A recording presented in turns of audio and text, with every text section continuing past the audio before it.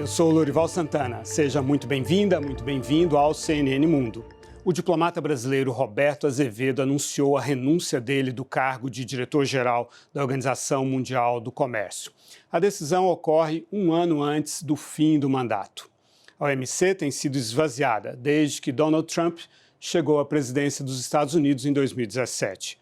Trump viola as regras do comércio internacional quando impõe tarifas de forma unilateral contra os parceiros comerciais. Além disso, os Estados Unidos bloquearam a nomeação de juízes para o órgão de apelação, o mais importante da OMC, que por isso parou de funcionar em dezembro. A saída de Roberto Azevedo marca o enfraquecimento do sistema de regras que os Estados Unidos ajudaram a criar. Para analisar essa questão e também o impacto da pandemia sobre o comércio exterior do Brasil, eu começo conversando aqui no estúdio com o Marcos Yancke, consultor e professor de agronegócio global do INSPER. Marcos, seja muito bem-vindo ao CNN Mundo, muito obrigado por estar aqui com a gente. Estamos naquela distância regulamentar, não é verdade? Obrigado por sua vinda aqui. É um super prazer estar aqui com vocês hoje, poder conversar um pouco sobre essa conjuntura global de maneira geral e particularmente sobre o tema da OMC, que é tão importante para nós. O Marcos passou muitos anos fora do Brasil, é um privilégio ter ele aqui realmente. Ultimamente ele ficou 4 anos e meio em Singapura, antes disso esteve na Europa, nos Estados Unidos, trabalhando a questão do comércio exterior, principalmente focado no agronegócio. Bom, a gente tem aí uma situação em que, de um lado, a China está repensando os seus parceiros comerciais, em conflito com a Austrália, em conflito com os Estados Unidos, e isso pode ser uma oportunidade para o Brasil. Também existe uma nova preocupação com a questão sanitária, A saúde é o grande tema hoje. Como é que o Brasil se insere nessa situação toda? Bom, primeiro eu acho que essa crise da OMC não é de hoje, Ela já tem mais de uma década, desde o fracasso da rodada de Doha, que foi realmente algo que não deu certo e desde então não há nenhuma outra negociação em andamento. Também pela não nomeação de juízes para o órgão de apelação, pelos Estados Unidos, mas bem antes já do próprio Trump, já na época do Obama não se nomeava, Então eu acho que desde aquela época já se vê que havia já uma tentativa de caminhar para mais bilateralismo, por menos coisas ligadas ao multilateralismo, E agora, com a chegada lá do Covid, a gente vê apontando aí um mundo de novas restrições que podem surgir ao comércio, seja países que restringem as suas exportações, como aconteceu com trigo e arroz, seja o próprio protecionismo de outros países que querem formar estoques estratégicos, E mesmo esse unilateralismo inaugurado pelo acordo Estados Unidos-China em janeiro último, quando os dois maiores players falam a gente vai fazer aqui um acordo entre nós e não vamos ficar muito preocupados com os demais, Então eu acho que é uma crise que já vem há um certo tempo e que explica um pouco a saída lá do Roberto nesse momento, porque eu acho que a OMC vai ter que mudar e muito, mas ela está se enfraquecendo há mais de uma década já. Eu convido agora para essa análise o Rubens Barbosa, que foi embaixador em Londres e em Washington e hoje preside o Instituto de Relações Internacionais e Comércio Exterior, o IRICE. Embaixador Rubens Barbosa, seja muito bem-vindo aqui ao CNN Mundo. Rubens, essa saída do Roberto Azevedo não chega a ser uma surpresa, Mas o que ela significa para a OMC? Não pelo fato de ele ser brasileiro, nada disso, mas assim, o que significa em relação ao poder, ao status, ao papel da OMC e das regras comerciais no mundo hoje? A OMC vem se enfraquecendo há muito tempo, mesmo antes da rodada de Doha, porque com o número crescente de membros da OMC, que sucedeu, o GATT, ficou muito difícil se chegar a consensos. Então, com 160, 170 países, é muito difícil, porque a regra da OMC, da Organização Mundial de Comércio, é decisões por consenso. Começou a ficar muito difícil isso. Depois houve o problema da rodada de Doha, do fracasso da rodada de Doha. Mais recentemente, como foi mencionado, essa oposição americana, ontem mesmo, o presidente Trump teve uma expressão muito violenta contra a organização ao comentar a saída do Roberto. Então, o esvaziamento da OMC coincidiu com a eleição do Roberto Azevedo há 6, 7 anos atrás. E ele veio com uma proposta de renovação. Ele era um negociador brasileiro, serviu lá em Genebra, conhecia muito bem a situação crítica por que passava a OMC. E ele veio com essa ideia de reformular a OMC. E ele fez alguma coisa, conseguiu algum consenso para sair com um acordo de facilitação de comércio, também de compras governamentais, mas a oposição americana e essa bilateralização do comércio internacional deixou de lado a OMC. E eu acho que agora ele chegou à conclusão de que não havia mais possibilidade, no último ano de mandato dele, de influir nos destinos da OMC. O ano que vem é um ano de eleição na OMC, de busca de candidatos. E tem uma reunião ministerial. E ele achou melhor, preferiu deixar a OMC agora para que uma outra liderança possa tentar renovar a OMC. Isso vai depender muito, na minha opinião, da eleição nos Estados Unidos. Se o Trump for reeleito, a OMC vai ficar hibernando sem maior influência, porque todos os acordos estão sendo feitos fora da OMC.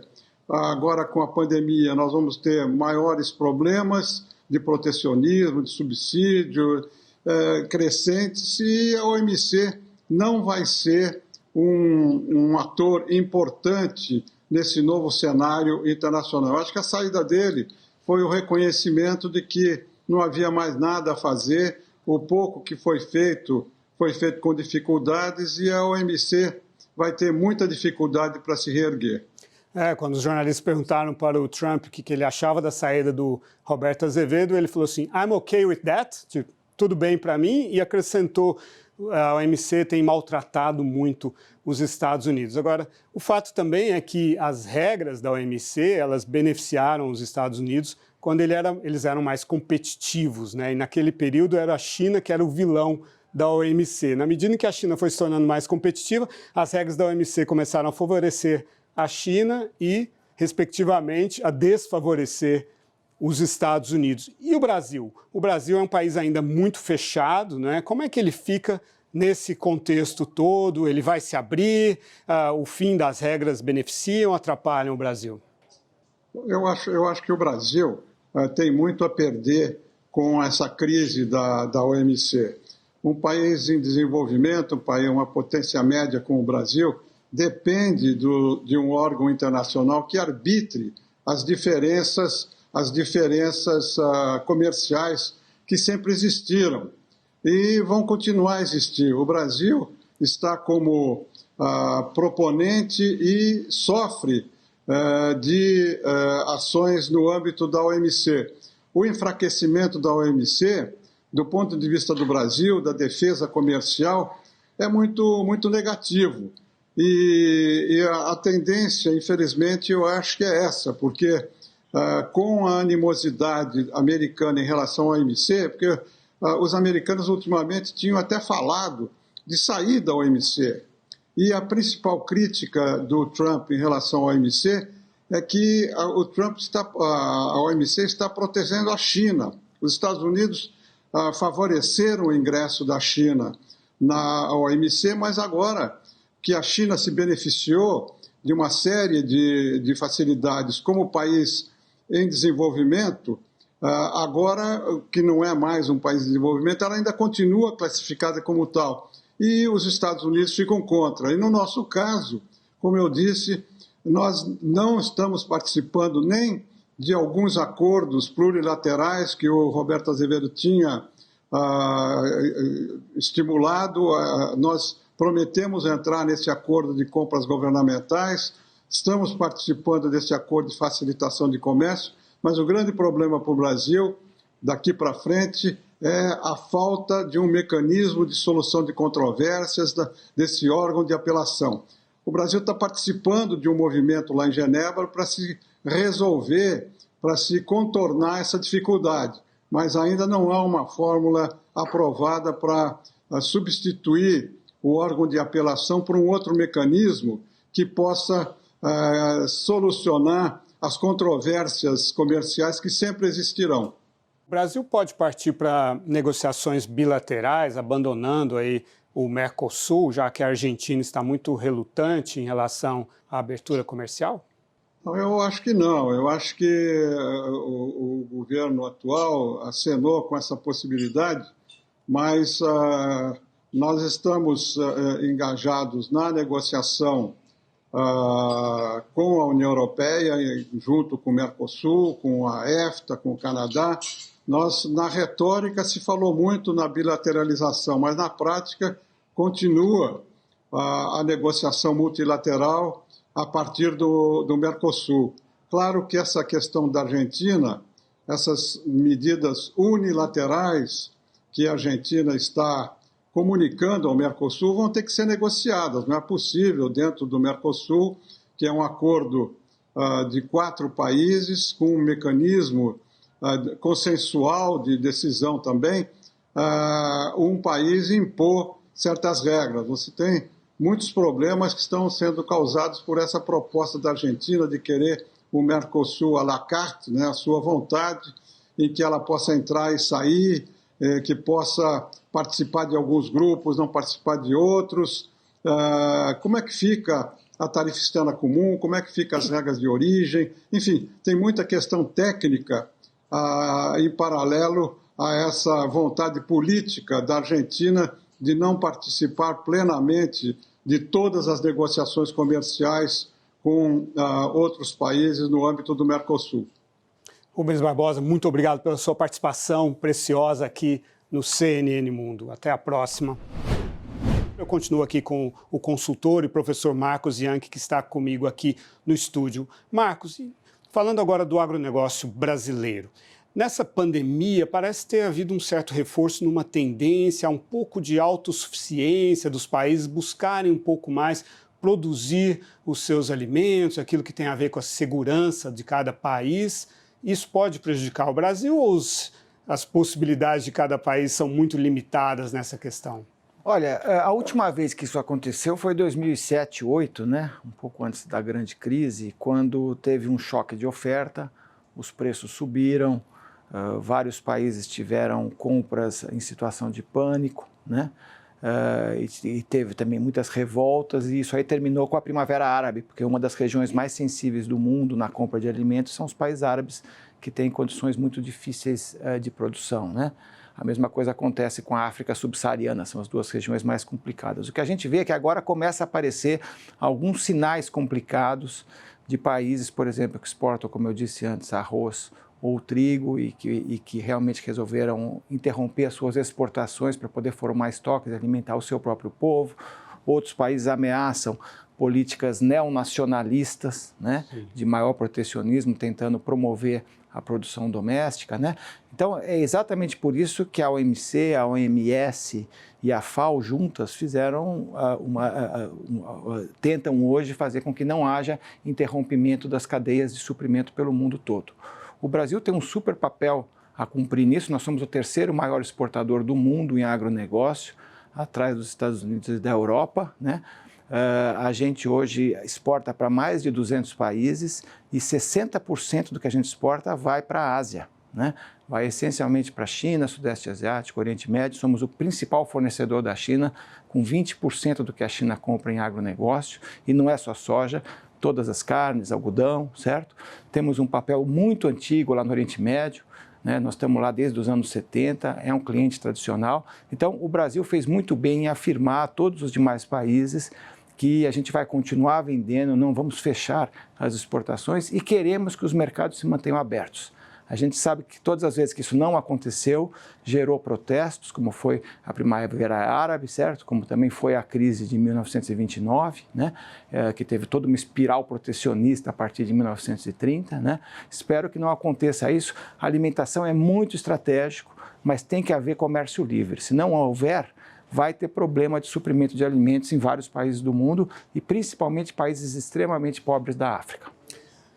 Estados Unidos e China chegaram a fazer um acordo em dezembro, mas a gente viu como esse acordo era frágil. Foi só surgir um elemento novo, a pandemia, que a coisa descarrilou de novo. Os Estados Unidos são um grande concorrente nosso no fornecimento de commodities. Esses atritos entre Estados Unidos e China beneficiam o Brasil?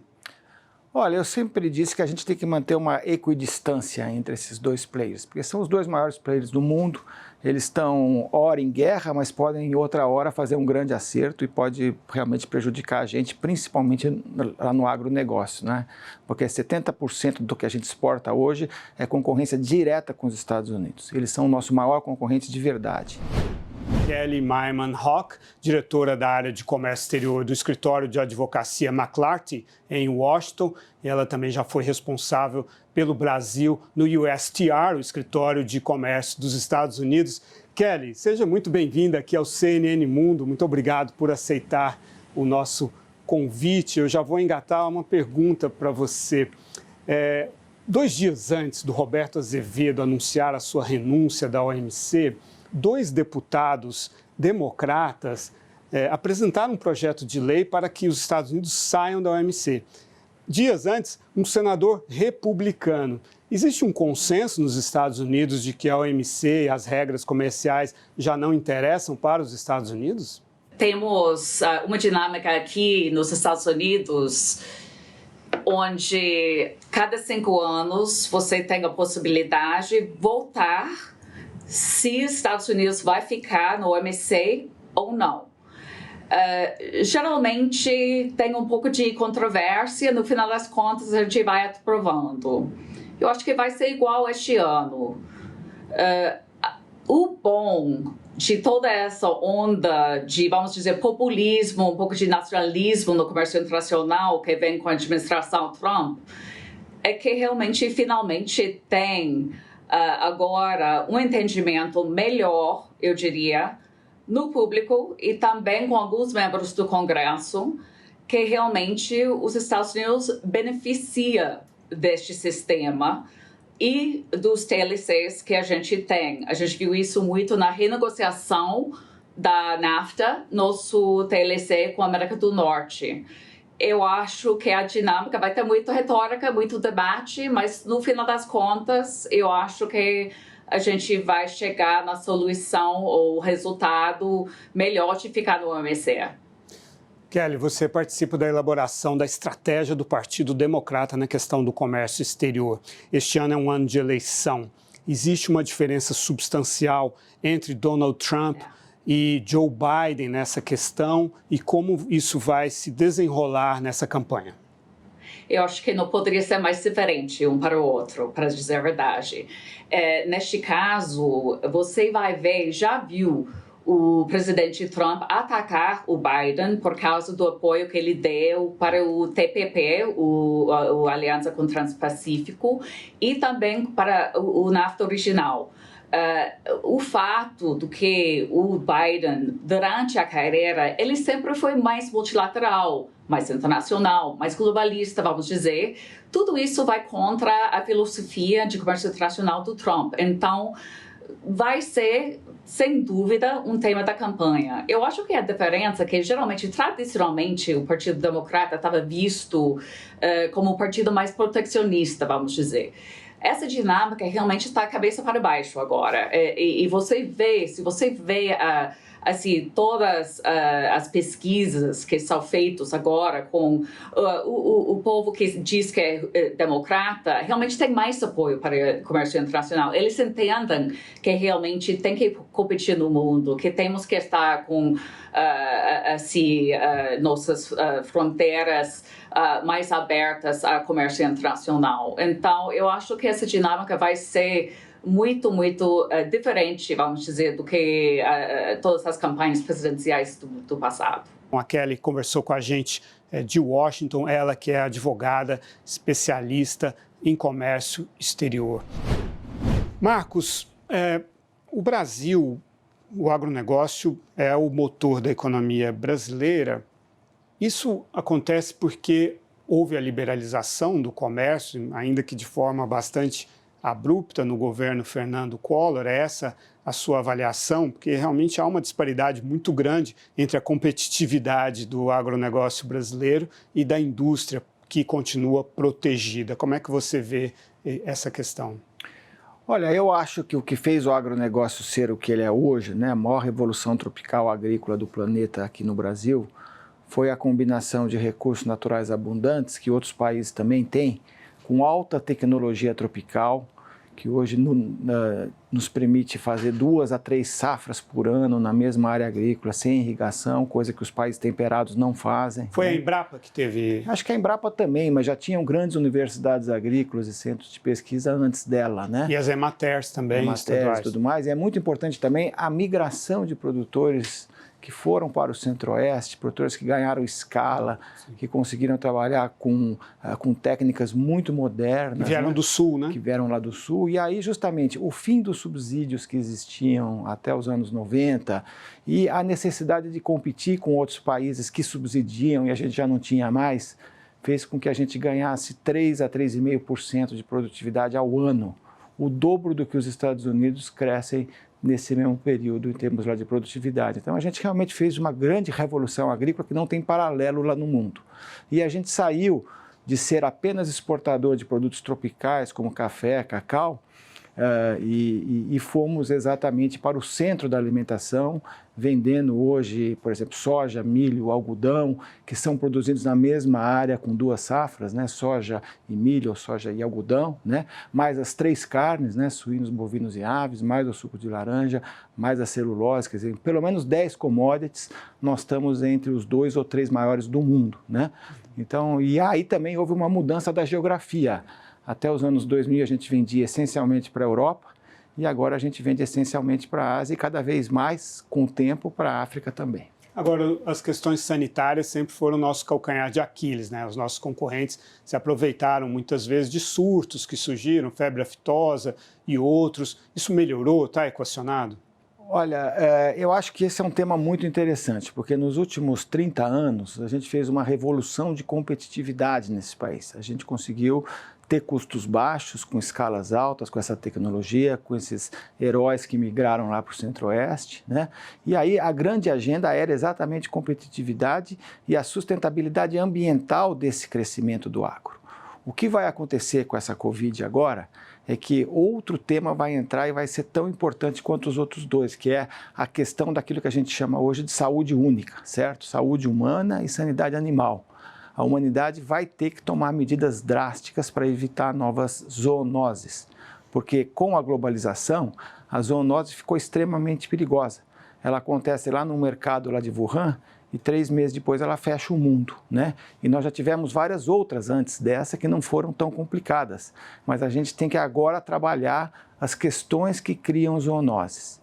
E uma delas é que nesses países em desenvolvimento da Ásia e da África ainda existem mercados tradicionais, sem refrigeração, sem controle sanitário, onde se vende frutas, legumes, carnes e pescados, onde há animais vivos, animais domésticos, animais silvestres, junto com um monte de gente. Isso é realmente algo extremamente complicado que vai ter que ser controlado, então vamos ter que buscar mais refrigeração, mais cadeias produtivas integradas e nós somos exemplo para esses países, porque a gente hoje exporta, por exemplo, carnes para 150 países, seguindo leis extremamente rígidas de Europa, lá do Japão e de outros lugares. Então, eu acho que o Brasil tem que liderar esse debate sobre a questão da saúde única, da saúde animal, saúde humana e as relações que existem entre a saúde dos humanos, dos animais e o próprio planeta, né?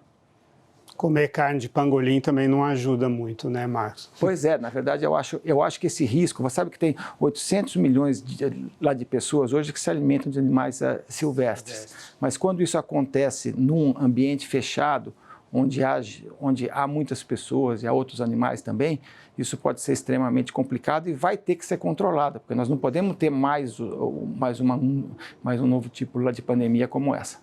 Marcos Bianchi, muito obrigado pela sua valiosa participação aqui no nosso estúdio, me fez companhia aqui em São Paulo.